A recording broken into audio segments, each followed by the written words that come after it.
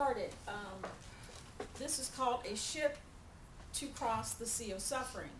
And just for anyone that doesn't know, I have been a practicing Buddhist for over 33 years. So this particular writing was done by Nichiren Daishonin around 1274. And so we will see how it ties in. One who listens to even a sentence or phrase of the sutra and cherishes it deep in one's heart may be likened to a ship that crosses the sea of the suffering of birth and death. To ponder one phrase and practice it is to exercise navigation. As a shipbuilder of infinitely profound wisdom, gathered the lumber of the four flavors and 8 teachings, and planed it by honestly discarding the provincial teachers, cut and assembled the planks, forming a perfect unity of both right and wrong, and completed the craft by driving home the spikes of the one true teaching. Thus he launched the ship upon the sea of the suffering of birth and death, unfurling its sails of the 3,000 rounds on the mast of the one true teaching of the middle way, driven by the fair wind of the true aspects of phenomena. The vessel surges ahead, carrying aboard all the people who can gain entrance through faith alone. Now I know you're like, what is she talking about? Just bear with me. When we talk about one who listens to even a sentence or phrase of the sutra and cherishes it deep in one's heart, may be likened to a ship that crosses the sea of the sufferings of birth and death. What other spiritual ships have we heard about in history? Does this story sound familiar? What is your ship? How do you navigate through the turbulence of daily life? What do you cherish in your hearts?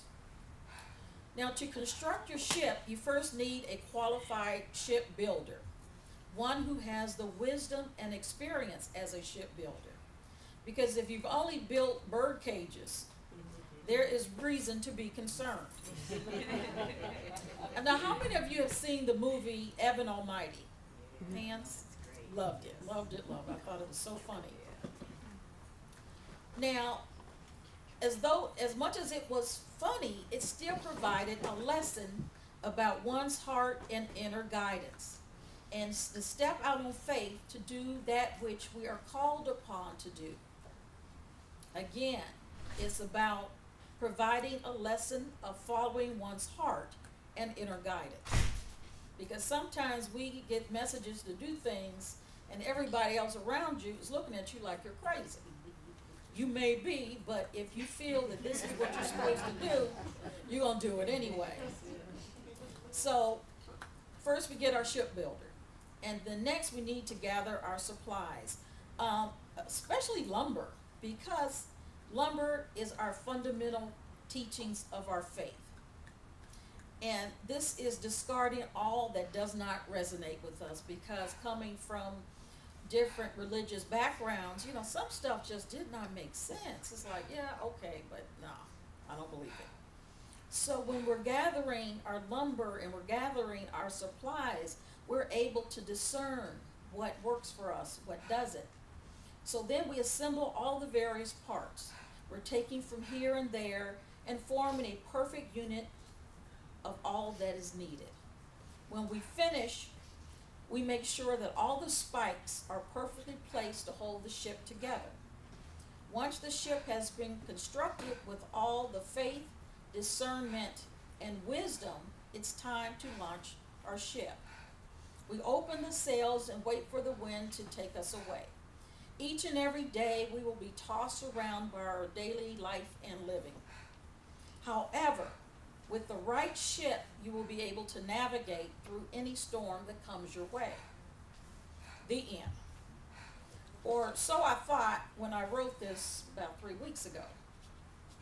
And then I ran across a phrase, a quote that said, "Just know all is well, believing in the ship that will bear you to safety over stormy waters." just know all is well. Now, when we're on our ship and we're being battered around, do we believe all is well? So this is where I was at, and you know, I saw the ship. It was prepared. It was gleaming. It had the bottle of champagne in my hand, and we're getting ready to launch it. And you know, you crack the bottle of champagne, drop the ship in the water, and you're ready to go. But then later I realized that, and this is firsthand experience, that there is truly an importance of waterproof ships, a compass, and the belief that I could navigate the sufferings of daily life. To be without our intuitive intelligence is to navigate the oceans of life in the dark without a light. These storms of life can begin as light showers. Light showers. Okay.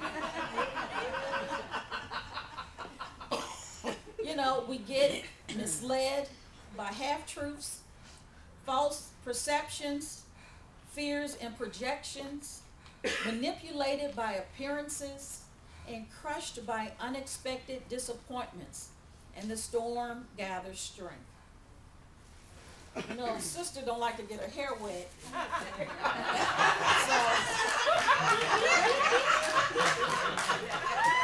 more rain.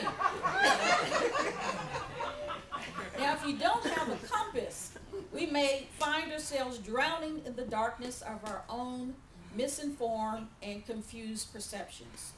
Our intuition, our compass, is crucial to rise above our ravaging and fearful emotions, panting from the severe stress rendered upon our nervous system and grasping desperately for lifesavers as we try to figure life out before it kills us.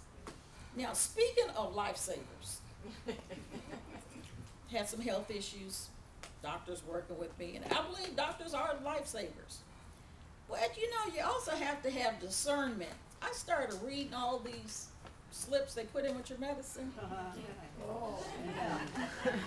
May cause redness, dryness, stinging, weakness, flushing, headaches, dizziness, lightheadedness, itching, trouble breathing, weight gain. Like, I need any help. Drug interactions, hand tremors, and my favorite, may cause depression or suicidal thoughts. I ain't suicidal. Why do I want to take something that's going to make me suicidal? So it's about discerning which lifesavers are right for you. It's just like, you know what, y'all keep all this stuff. I'll be all right. I'll be all right. And I was. Now,